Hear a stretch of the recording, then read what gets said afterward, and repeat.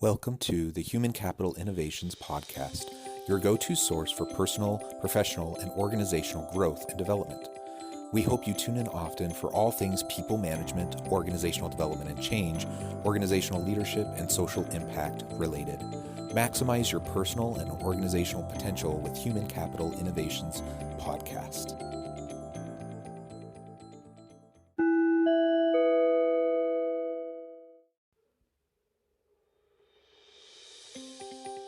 Welcome to the Human Capital Innovations Podcast. In this HCI podcast episode, I talk with Scott Mautz about best practices of the most successful middle managers.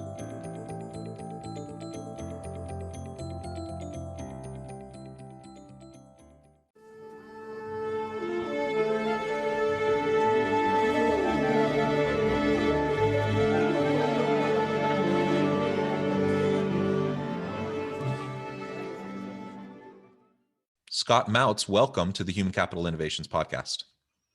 Thanks so much for having me, John. Looking forward to it. So it'll be fun. Yeah, I'm excited to have a conversation with you today. We've been preparing for this episode for a little while now, and you have a lot of great background and expertise and focus in your work around the role of middle managers, middle management, and how we can more successfully utilize middle managers within an organization to drive positive outcomes for their teams.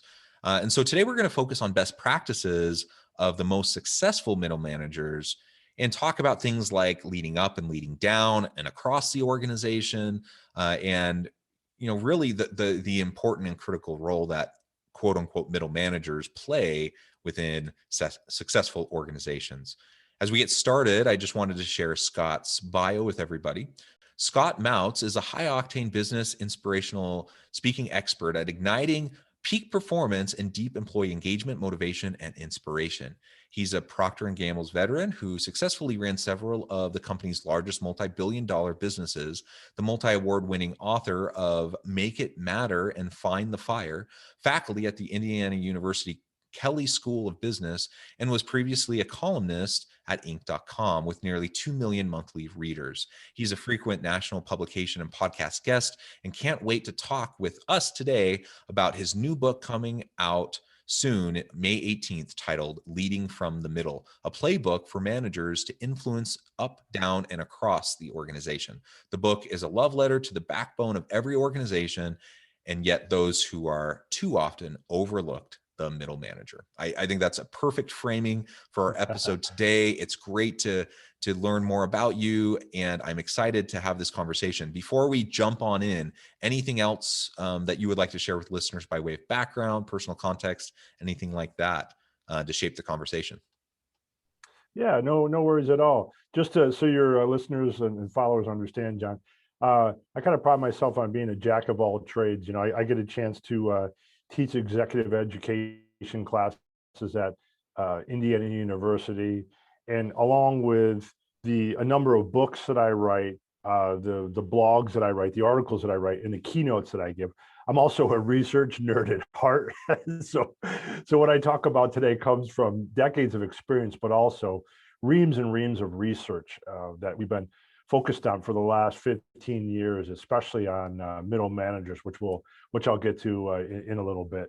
And folks might want to know, I'm also kind of a closet wannabe funny guy. I did stand-up comedy, but in my grad school days to earn beer money at night.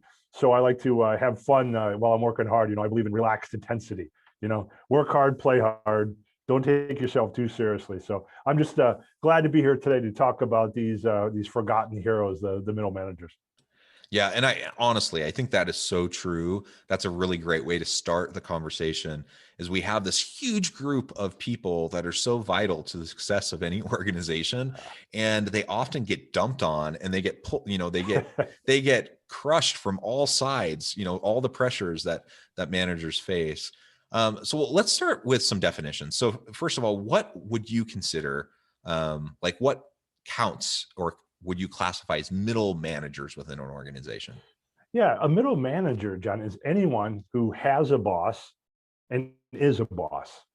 And as part of their job has to lead up, down, and across the organization to influence and get their job done. A lot of folks say middle management. Okay, that's not me. I'm above. Okay, unless if you're the CEO, unless if you're a new hire, by definition, you're a middle manager. You know, if you are a boss and have a boss, you're in this lovely, lovely group. And we're going to talk today about how to take massive pride in that and ignore the cultural stigma that gets placed on middle managers by, at least in the US, by shows like The Office and Michael Scott and cartoons like Dilbert that position middle managers as bumbling bureaucrats, which is far from the case. Oh, sometimes those shows are funny and the comics are funny because there's some of it rings true, but they're stereotypes clearly. I think of, for example, I'm in the HR space, and I often talk about Toby from The Office being the unfortunate poster child for HR. Like the most unfortunate kind of caricature of HR. Now, is there truth to it? Sure, there is some truth to it, but it's obviously not actually the way it is most of the time for most people. And the same thing with management and middle management. And one of the things I like to think about, because you are using a very inclusive definition of middle managers, like some people would say anyone at the executive level or above doesn't count as middle managers.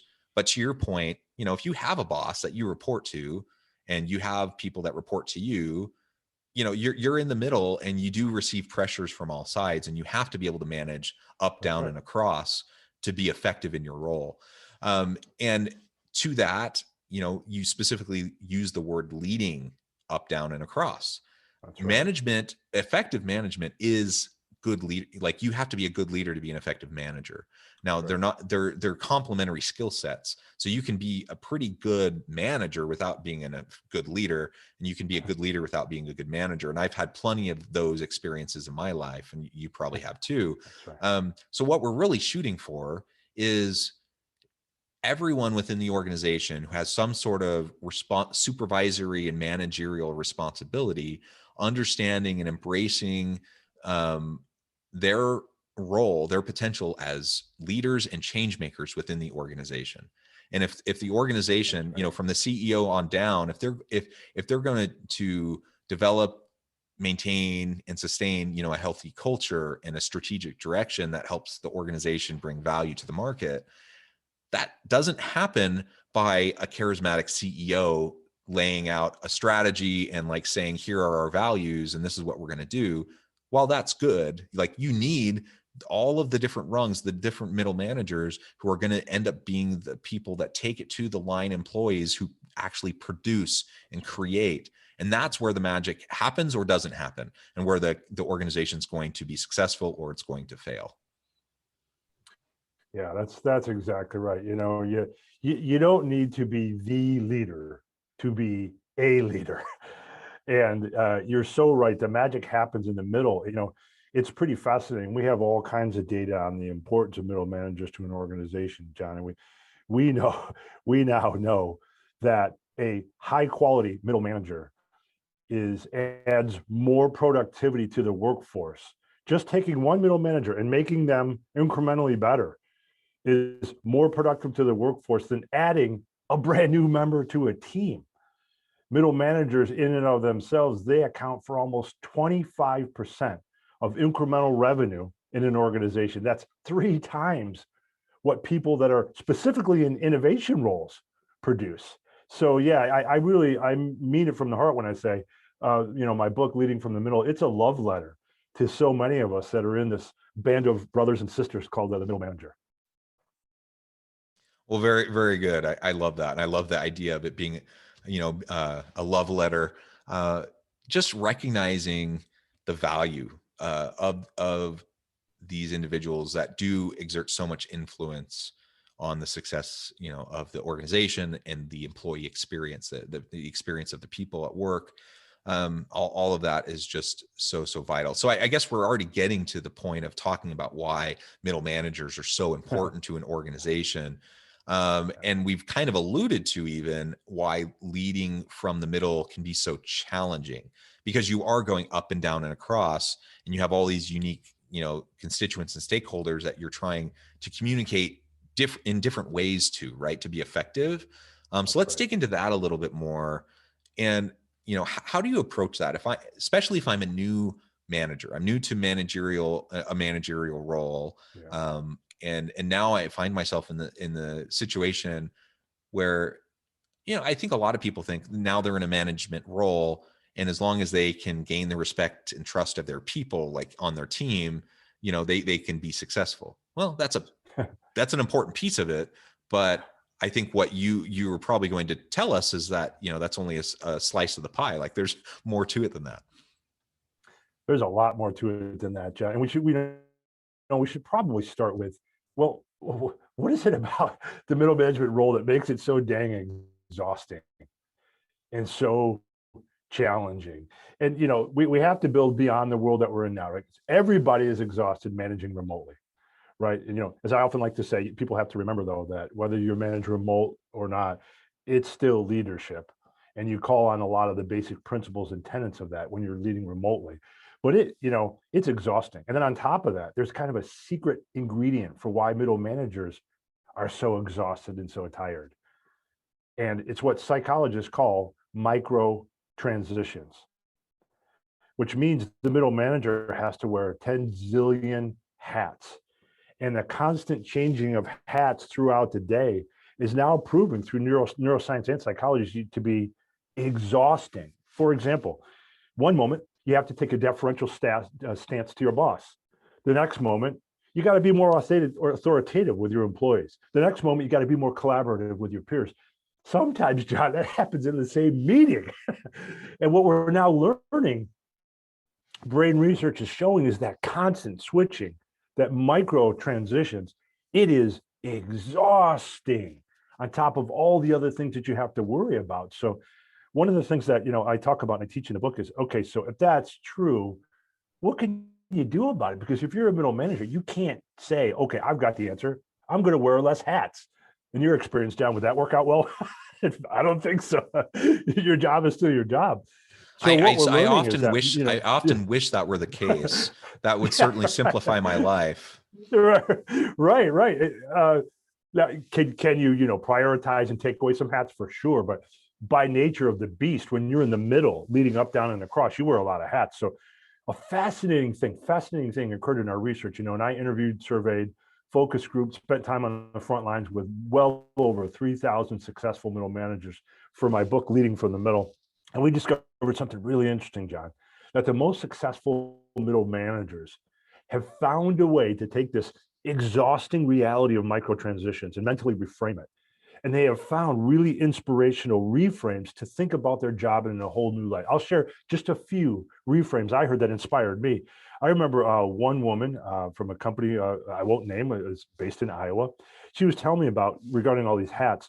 She just sees all these micro transitions. She doesn't see her job as segmented, that in truth, all the jobs are integrated into one job. These 100 jobs add up to one job that she is uniquely suited to do.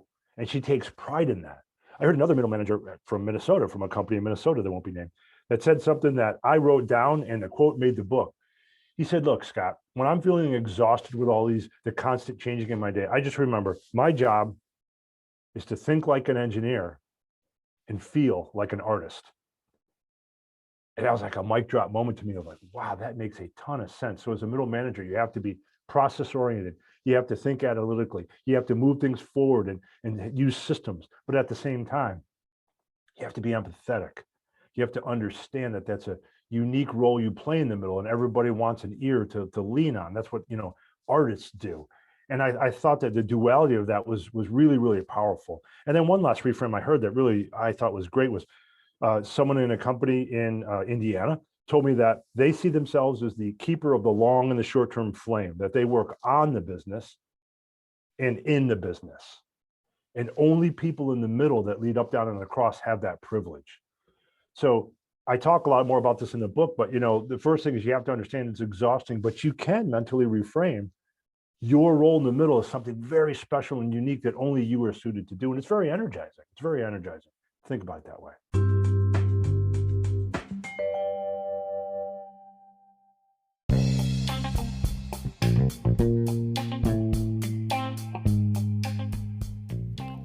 I'm excited to announce the publication of my new book from HCI Press, The Alchemy of Truly Remarkable Leadership: Ordinary, Everyday Actions That Produce Extraordinary Results. Consider how the nature of work has shifted over the past 50 years. With increased globalization, rapid technological advancement, and the shift in economic composition, the average job of today looks very different than the average job of 50 years ago. What will the jobs and organizations of tomorrow look like? Moreover, what does this all mean for organizational leaders?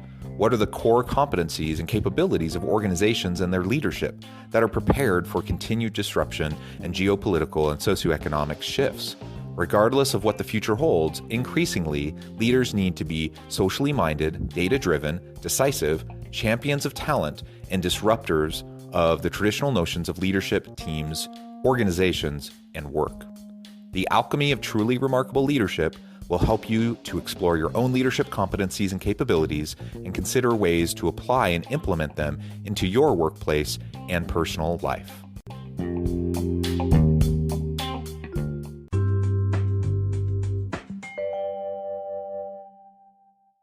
I completely agree. I think it is so important for anyone who finds themselves in any of those kind of middle roles within an organization to don't allow yourself to fall into the trap of thinking, that you're kind of a less than kind of a leader. That's just not even remotely true.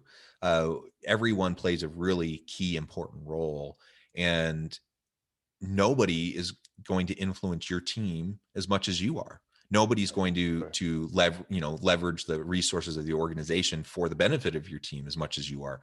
Nobody's going to ensure stability and a successful and healthy culture as much as you are within your team. So within your world, within your sphere of influence, you are essential, and we have to remember that.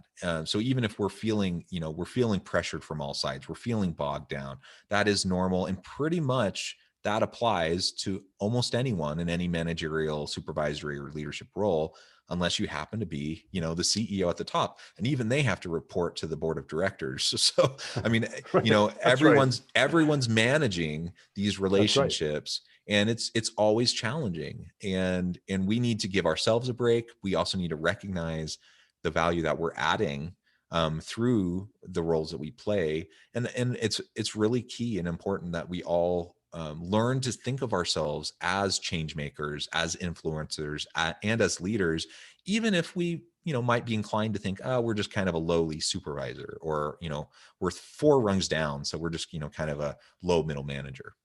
Yeah, that's exactly right, and it really is true, John. I've talked to people that were one step away from being the CEO, and after my discussion with them, they realized that, look, okay, I'm still a middle manager. Okay, I'm upper middle, but the dynamic created by having a boss, being a boss, and leading across is not that different, even for the people that are, like you said, 4, 5, 10 rungs down in the organization.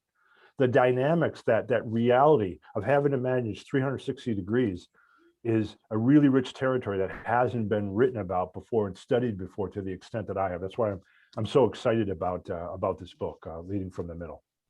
Very good, very good. So let's transition now and talk a little bit more about best practices of leading from the middle. Yeah. What in your research and how you framed it up in your book, what are some of those key essential best practices? I'm going to share just a few, and an interesting side note, and I'll tell you why I'm sharing this. So I'm very blessed, John, that the book comes out May 18th, but it's shot straight to #1 on Amazon in Management Science, and the reason I'm sharing that's not a soft pedal promotion. The reason I'm sharing that is because the feedback that I'm getting already from people that I've shared advanced copies with is that it's one thing to understand the dynamics and the problems and the unique challenges of being a middle manager, which I get into a lot in Leading from the Middle. It's another thing to have a few crisp best practices that are very specific play-by-plays that you can follow. And that's what the book is packed with. And I'll share just a few of some of the key ones that I've heard back from early readers that they really find extra powerful. I'll share just a few. A general one that's pretty powerful is, because you have to do so much in the middle, I found huge value in practicing the 50-50 rule, which means When you feel overwhelmed, inundated with so much to do, just stop, take a step back and say, okay, I need to spend 50% of my time on pragmatism, 50% of my time on possibilities. 50% of your time should be, okay, pragmatically, given everything that's going on, I'm going to force myself to be pragmatic. What must I focus on? What counts? What matters? What's going to move the ball forward? But at the same time, the other 50% is, what are the possibilities in this scenario of crazy things that are going on? And what research shows us is when we get over inundated, especially as middle managers, the first thing that goes are opportunities and possibilities. We're just trying to survive in the moment. We get rid of our to-do list. Other people give us their to-do list. Their urgent becomes our urgent. We get lost in this flurry of activity. And when we forget, okay, my job in the middle is to be the lighthouse and draw people towards opportunities and possibilities. And if you can keep that mindset, 50% on pragmatism, 50% on possibility, here's the beauty of that. 50 plus 50 equals 100, which means you spend 0% of your time spiraling down, worrying about how overwhelmed you are, how inundated you are, and spending your time on the wrong things.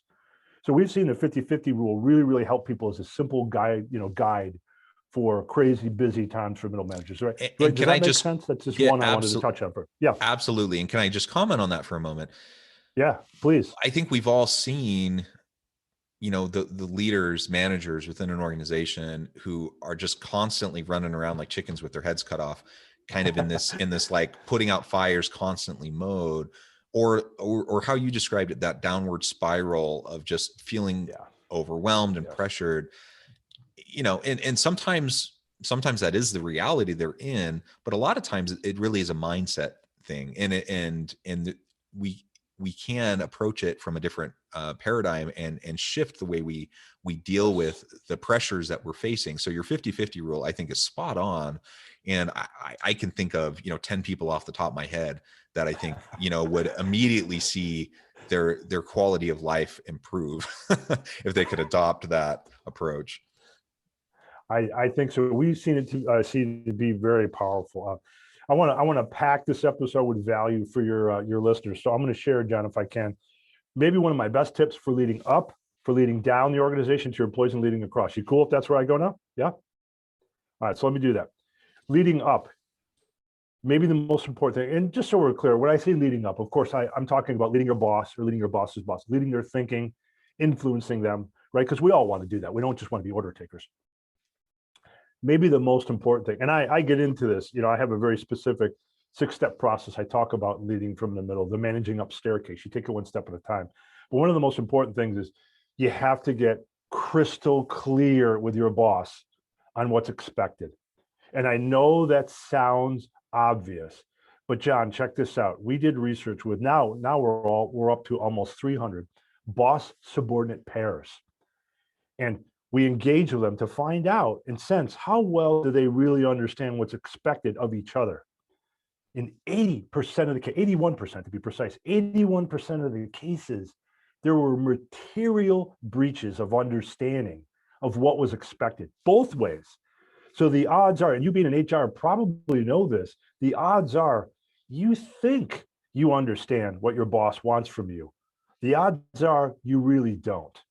So one very powerful tool you can do, and I think your followers can imagine this mentally. Imagine a simple chart. I call it the good to great chart. Where in one column, you list out. Let's use leadership as a metric that's important. I'll just pick leadership. You ask your boss, okay, boss, what does good leadership look like to you? Let's talk about the definition. And you agree to a definition. You write it down. Got it. What does great leadership look like to you? And then you talk that and you write it down, and then you have them side by side. And what happens, John, is we're not used to thinking about things that way. It forces the leader, your boss, to articulate what he or she is really looking for. And it stops the imprecise language. It stops that. It says, oh, okay, this is good. This is great. If you want to get to great, here's the next benefit it produces. You're now, oh, I see what you mean, boss, by great. You've written it down. It's now very clear. Okay, I need help getting to great. I think I need training. I want training. I'm making this up on public speaking and strategic thinking and analysis. Okay, now you have an individualized learning plan as well. So we have found doing the good to great grid and forcing that discussion around the language of good versus the language of great performance on whatever performance metric you want is incredibly powerful for getting aligned on expectations. And that's the first step. Is that right? Does that make sense? Is that consistent with what you've learned in the HR field, John? Yeah, absolutely. Absolutely. Very quickly on leading down, I'm going to go with the biggest question that I get by far. And maybe you probably see this in the HR space as well, John. When people say, okay, I'm a new manager now of others. First thing they ask is, how do I give feedback? So maybe that's the most important gift you can give your employee to manage down is to get good at it. And the rules are very simple. You got to be specific, right? My grandpa used to say, white bread ain't nutritious. And it applies to feedback. If it's bland, generic feedback, no, that's not going to work. You got to think of feedback as whole grain, nutritious, packed with nutrition to help people grow. It has to be sincere, the feedback. If it comes from the heart, it sticks in the mind. It has to be calibrating, meaning you have to provide context to it. So, John, let's say I'm giving you feedback, and I would either say, okay, John, with this podcast at your stage in life, the feedback I'm giving you, you should feel good about it. It's right, there's nothing wrong with what you need to improve upon. It's right where you need to be in this life cycle of you developing the podcast. Or I need to say like, wow, John, I'm telling you this about your podcast, and you really got to pull it together because you're going to fall behind, right? You got to be very clear and calibrating on what that feedback means to the individual. By the way, because if you don't, they'll spiral right to the worst case scenario with it if you don't clarify for that. A couple of things, you got to be, when it comes to feedback, you have to be proportionate. People generally do more good things than bad. And our research shows that in general, for every one piece of corrective feedback, you want to give 5 pieces of positive feedback. That's the way the human brain is wired. You have to be timely, after the fact feedback is matter of fact feedback, and you have to be tailored, right? You have to find out how the person likes to receive feedback. And in my experience in life, John, there's 3 kinds of people on the earth. The first kind like to receive feedback direct. Give me the bad stuff, the corrective stuff, right up front, or I can't listen to the rest of it. That's me, right? Like until you tell me that, I can't concentrate and enjoy the good stuff you're going to tell me. The second kind are people that want the compliment sandwich. Give me something really nice. Tell me something nice about what I'm doing. Then give me the bad stuff. Then tell me the nice stuff again, right? Then the third kind are the people who say they want the first type, but they really want the second kind. They want the compliment sandwich. So how do you find out? You ask. Very powerful thoughts for managing down in an organization, right? Does that make sense, John? Yeah, absolutely. What you found to be true. Yeah, absolutely. And you made a comment a moment ago that I think is worth noting.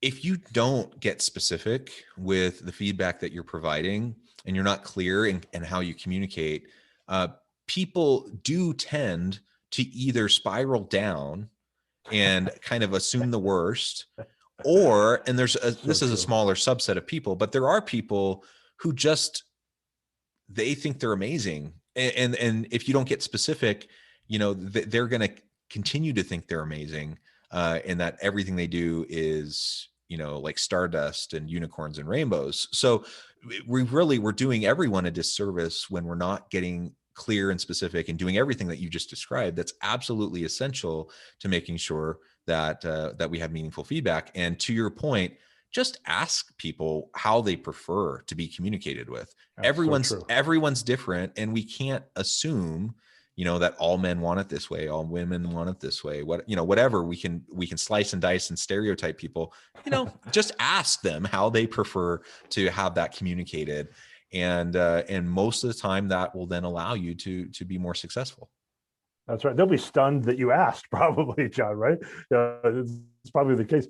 Because I promised your listeners something across, up, down, and across. That's what middle managers do. I'll touch very quickly on a best tip for managing across. And what I'm talking about here, especially in the middle, right?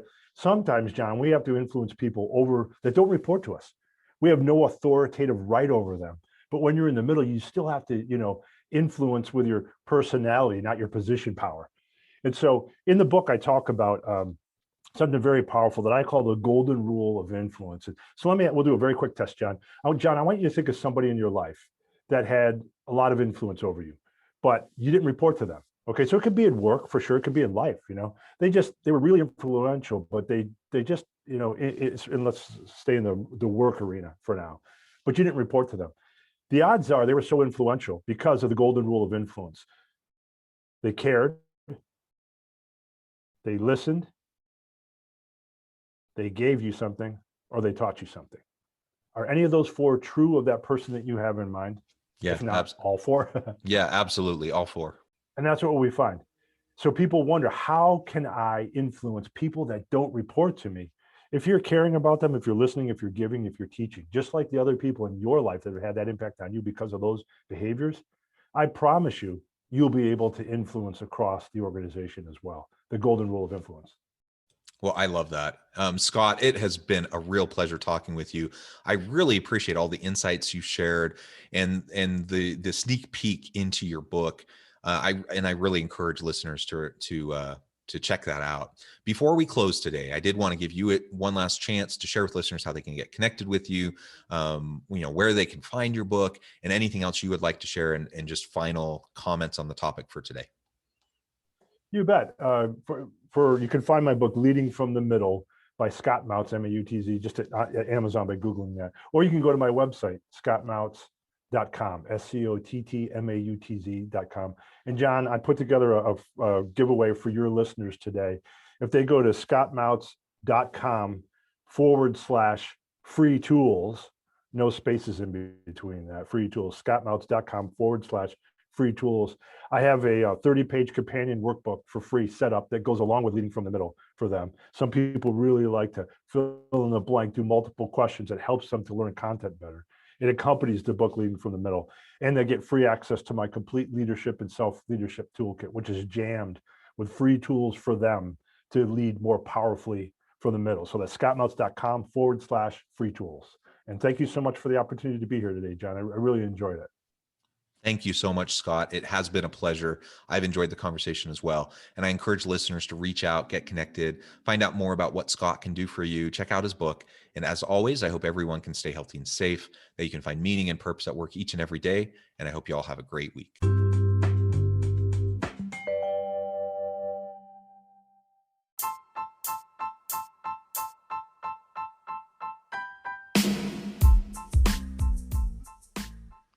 We are excited about the launch of HCI's new magazine, Human Capital Leadership. Human Capital Leadership is a free, interactive e-magazine designed to help individuals, leaders, and organizations find innovative approaches to maximize their human capital potential. We will be publishing issues quarterly in August, November, February, and May. Check out the first issue and let us know what you think.